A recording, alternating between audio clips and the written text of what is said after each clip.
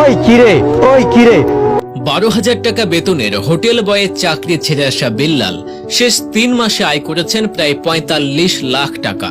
3 মাসে আর্নিং ছিল 44 লক্ষ টাকা। দৃষ্টিনন্দন ভিডিওগ্রাফির সাথে কাব্যগুণ আর দর্শন মেশানো বক্তব্য দিয়ে ফেসবুকের জন্য কন্টেন্ট বানান।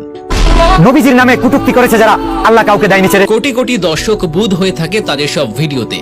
কোটি কোটি ভিউয়ের সাথে আয় করেন কারি ডলার। বর্তমান কাজের সঙ্গে ক্যামেরাম্যানকে এই বেতন দেন মাসে প্রায় লাখ টাকা। ইচ্ছা ছিল গণিতের শিক্ষক হওয়ার, কিন্তু কোনো এক ভুল মানুষের প্রতারণায় জীবন আটকে যায়। সেই থেকে অনেক টাকা আয় করার সংকল্প করেন তিনি।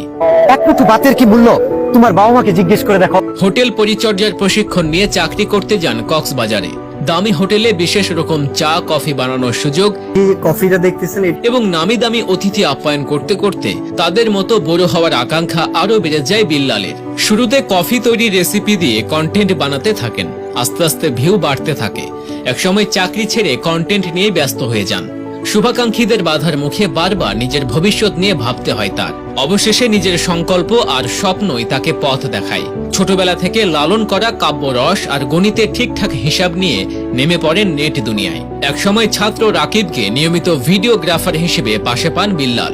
শুরু হয় অসম্ভবকে সম্ভব করার মিশন। খুব একটা গ্রো করতে পারি না, মানে আমাদের আয়ের চেয়ে বেশি হয়ে যায়। মাঠে ঘাটে ঘুরে কন্টেন্ট বানিয়ে রীতিমতো তারকা বনে যাওয়া এই গ্রাম্য ছেলেটা এখন সারা দেশের মানুষের কাছে প্রিয় এক নাম। তাকে একবার দেখতে তার কাছ থেকে কন্টেন্ট বিষয়ে পরামর্শ নিতে ছুটে আসেন অসংখ্য মানুষ।